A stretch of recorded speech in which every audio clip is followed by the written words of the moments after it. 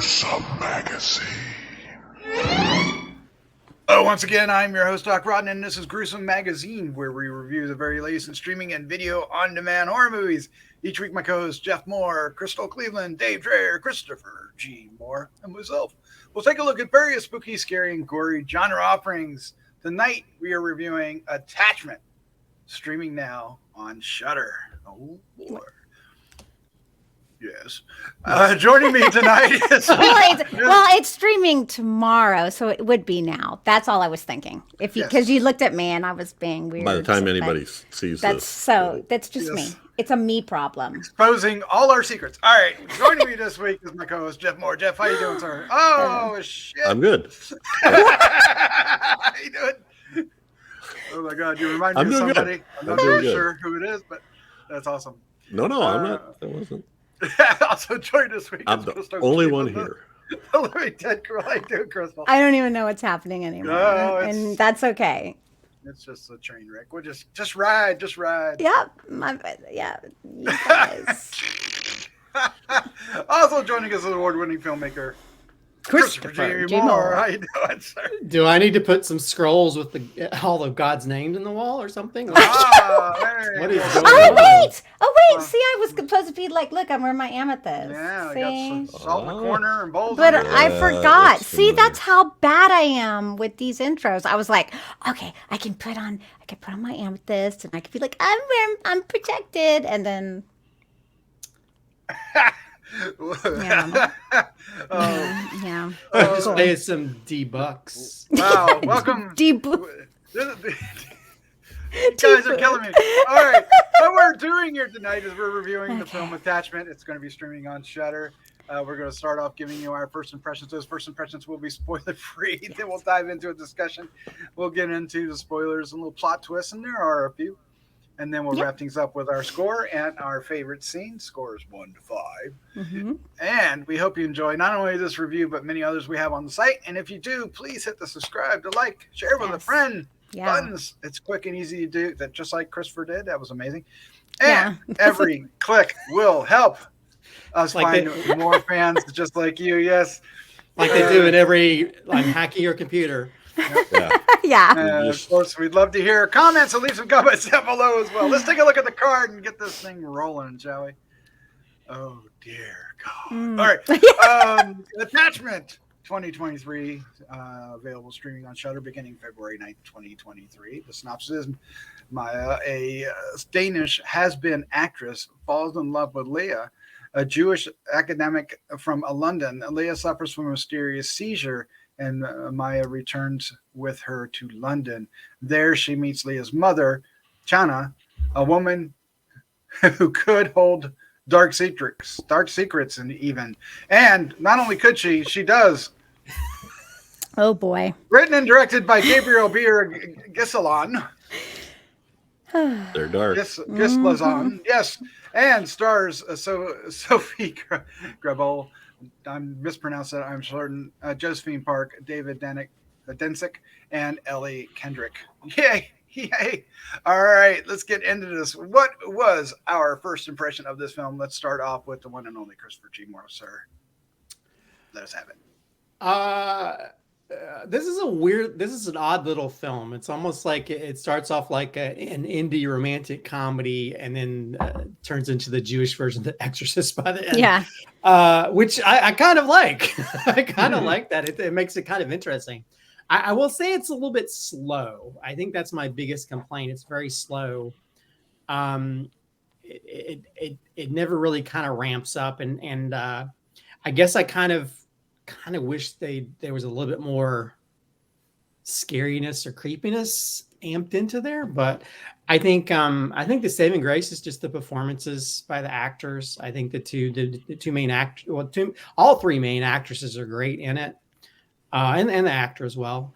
And they do you do a really great job of showing these two women who are in a relationship together, and you feel like it's kind of real. And that's why it's kind of weird, because this is a start like a lot of our horror films we watch for this channel, because it's like it literally, if you took probably the last 30% off, it would just be a romantic comedy.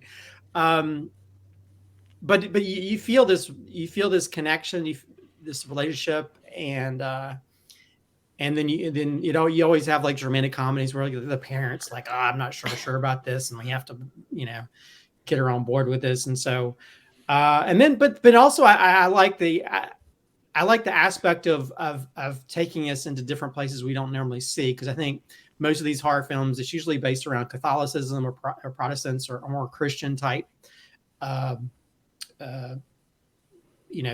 people that are dealing with some kind of evil, some kind of demonic presence. And here we have the Jewish version of that. So I always kind of like seeing the different types of religions or cultures dealing with things, dealing with evil in their own way, and how they're going to deal with it. So it made it very kind of interesting. It kind of reminded me of, I forgot the name of that movie that we watched a few years ago that involved the, what was it? The guy that had to like stay with the body overnight. The Vigil. The Vigil. Yeah, it kind of reminded me a little bit of that as well, because we kind of got a little bit into that religious aspect. So yeah, and I thought it was actually a really good story. I did kind of, there was times I'm like, not so sure about what's happening, or I was a little bit unclear in certain parts of it. But overall, I did enjoy it, even though my biggest complaint, I think it's just very slow. And I feel like it could have been trimmed in a few places. It feels a little bit longer than what it should be. But overall, I did enjoy it. Excellent. Jeff, sir, you're up next. What was your first impression of Attachment? It's pretty similar to Christopher's. I enjoyed it. It to quote the great Bob Dylan, you know something is happening, but you don't know what it is. And it's all around the edges, and it starts off fairly early. You get a very small sign that something ain't right here. And so as it gradually goes on and gradually releases more and more, I think, it is a little bit, long. What is it? Like an hour and 45 minutes, I think. Mm-hmm. Yeah. But I think everything is in there for a reason, for the most part, because you gradually learn more things about the mother and the two women in the relationship and the uncle and that kind of stuff. So anyway, I kind of enjoyed it, and I really liked the actors, especially the three women actors. I thought were really good. Mm-hmm. I think you nailed it there, sir. All right, Crystal, what was your first impression of Attachment?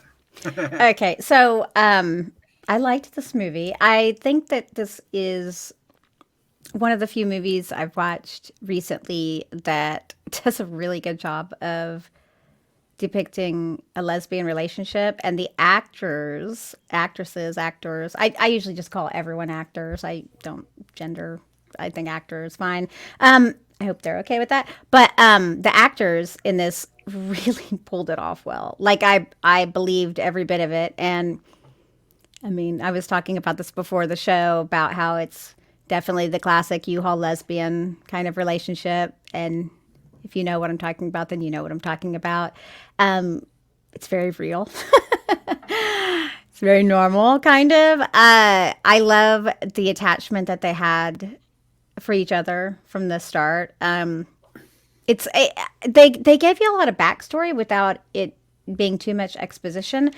It is a Jewish possession movie, which is so unique, and I've never actually seen anything like that. Like the Cabal, like the whole, I really liked the rabbi, I guess. The uncle, was he a rabbi? I don't know. Yeah.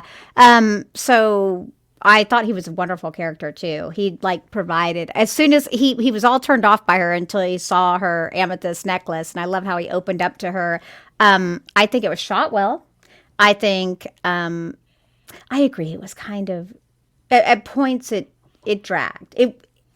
It's not going to be a horror movie for everybody. I'm just letting you know that right now. Yeah. There's a ton of my friends that would be bored by this, but there's some it's just a more it is more of an emotional, and I hate to say emotional because it's not quite that intense and that heavy, but it is more of a character study, emotional study type horror. So if you're not into that, you won't like this. Trust me. I mean, you there's going to be some people out there. They're like, oh, lesbians? No, no, no, no, no. So but I myself really I did really enjoy it, and I thought it was done really well, and yeah, unique, interesting, like a little long in the tooth. Could have had some more scares here and there, but yeah, I was entertained. Yeah, I agree with you guys. I think this is the script and the acting in here is extraordinary. I think it really, it does bring out the characters in this, and it focuses on the characters. The actual horror is kind of a backdrop, not the foreground until it is, and in some ways that's how you can recognize a really good horror film, is if you take the horror out, is it still a good movie? And this one definitely is. It's definitely, you really get to like these two characters, the two leads, and played by Ellie and Josephine, and their mom is quirky and weird. And so the relationship is like, what's going on, and you're trying to figure it out. So there is this underlying mystery of like, what is she doing with these bowls, and what is she doing with the salt in the corner, and all this thing. And then you've got the uncle down the street, Lev, that owns a bookstore that helps out, and he also has got the sense of humor in the movie, especially like when they're out in the woods. It was hilarious. So it's not a it's not. It doesn't have these big over the top scares. It's not going to make you jump. It's not even going to make your. I don't even know if it's going to make your skin crawl or have goosebumps or anything like that. It's eerie. It's creepy, and there's this underlying tension that is causing our characters to make choices that may or may not be the best choices, but seem the right choices. It's really interesting in that respect. So I don't know.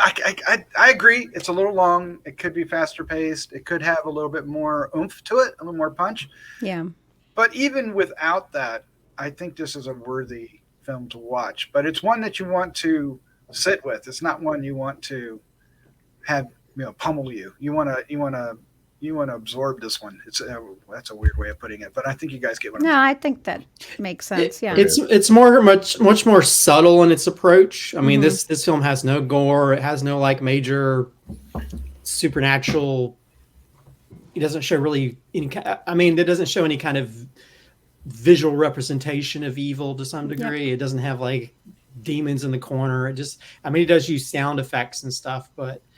Other than the possession part of it. So I think if you're going into this thinking it's going to be like The Exorcist, it's definitely not. No, it's not. But I think the strength is definitely in the performances. But yeah, I guess I kind of wish it did have a little bit of that. I wish it had a little bit more scares in it. But I think sometimes it's good to watch something a little bit different, because sometimes everything seems very cookie cutter, especially the movies that the millions of movies we watch all the time.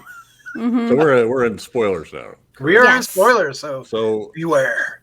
The thing that makes me okay with the length in the long run is that what happens is all these little things happen that you have no idea what's going on, and you're trying to make sense of it behind your mind, and those things are all spelled out later on. So when they finally reveal what's going on, so right off the bat, there's a scene where the couple they're laying in bed, and the Jewish girl twitches a couple times, and you're just like, what the heck is that,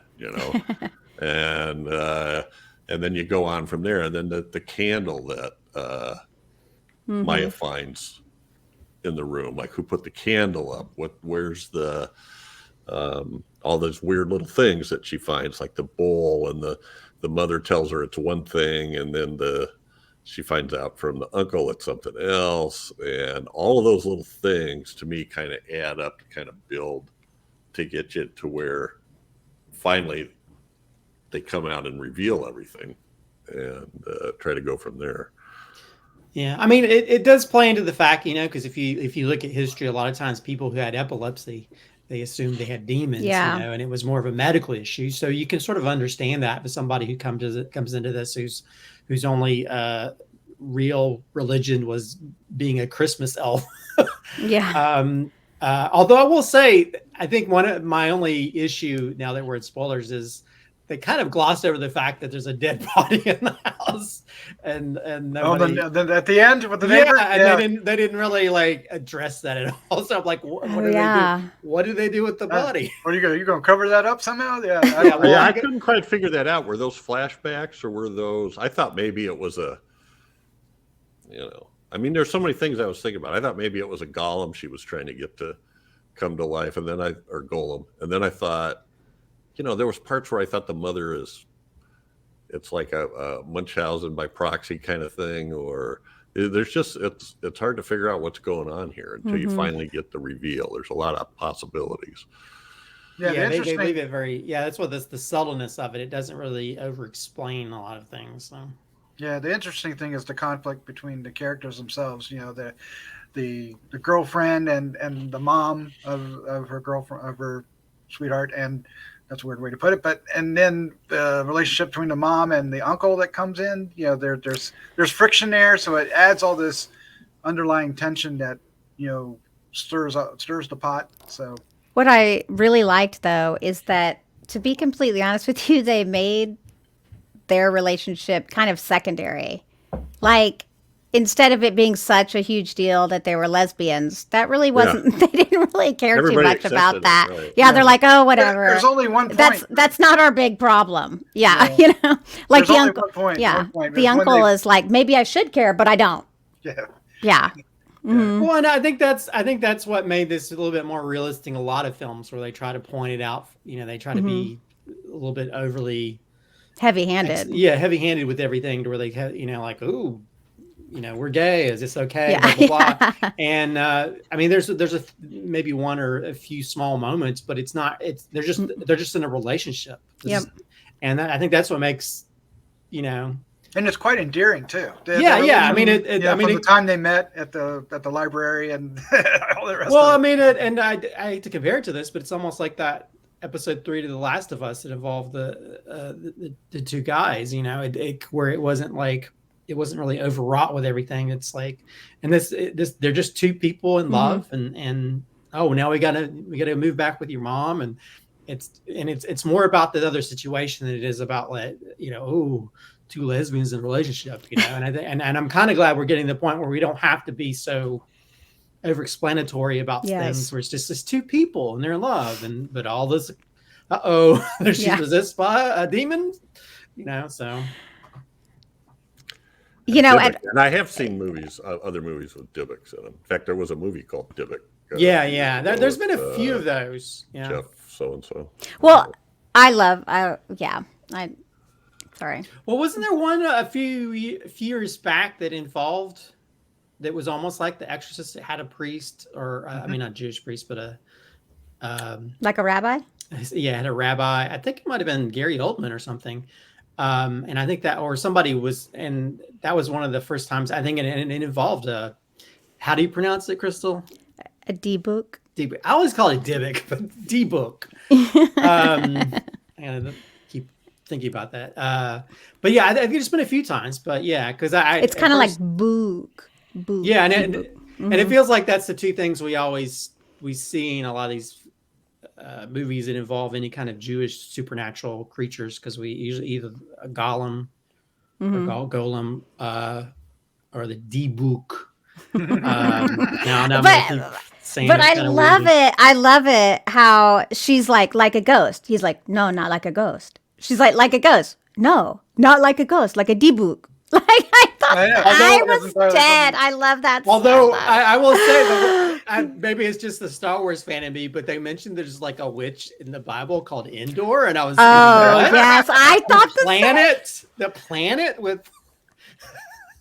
So when they were going through that, I was like, "There's all this sort of mythology kind of Kabbalah stuff." I'm like, "There's apparently a lot that could be done with that. I mean, because Yeah. he was talking about multiple different things. I'm like, that sounds interesting. I know. For me, it's like I grew up Christian, but not like, ooh, let me look Yeah. into some of these Jewish. I know. I'm like, that supernatural, sounds cool. creatures. That's fun.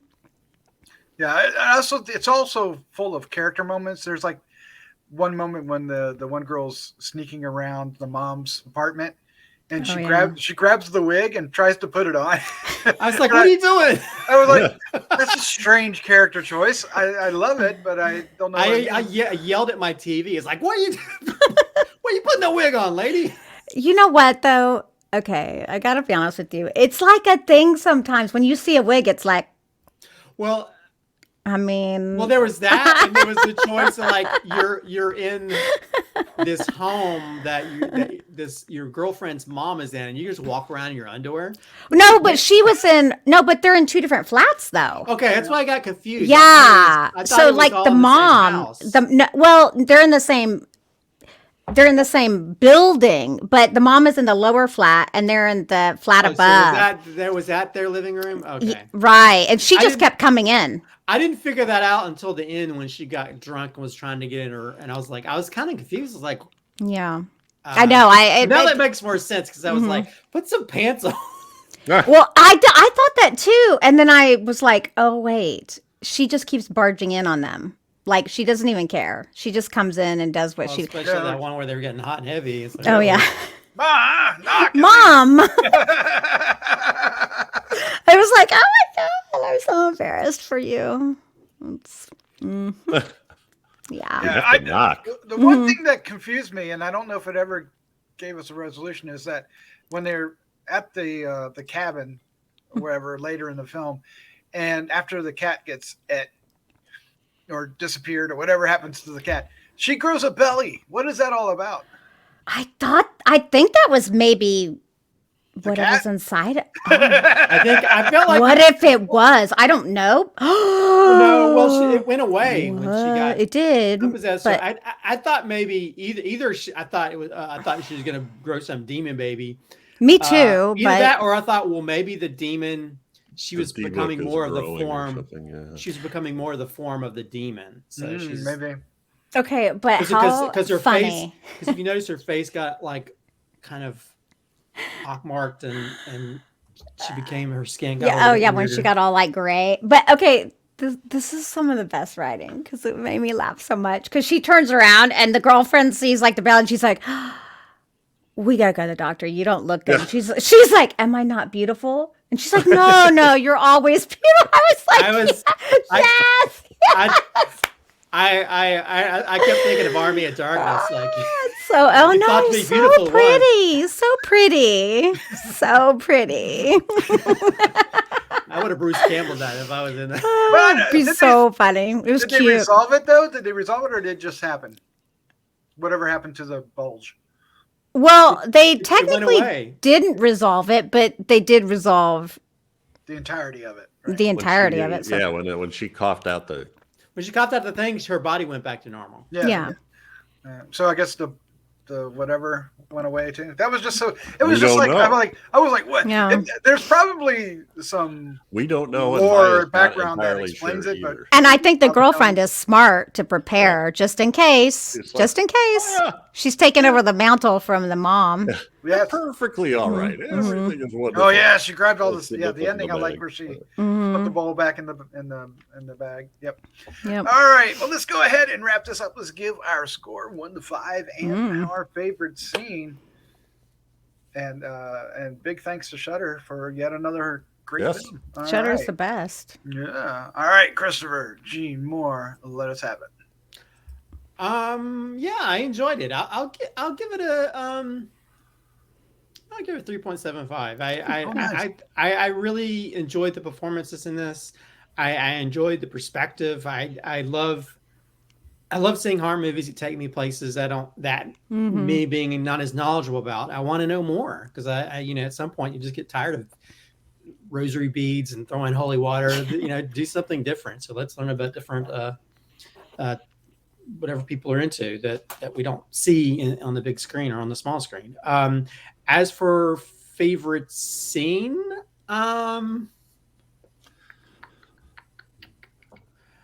I will say, I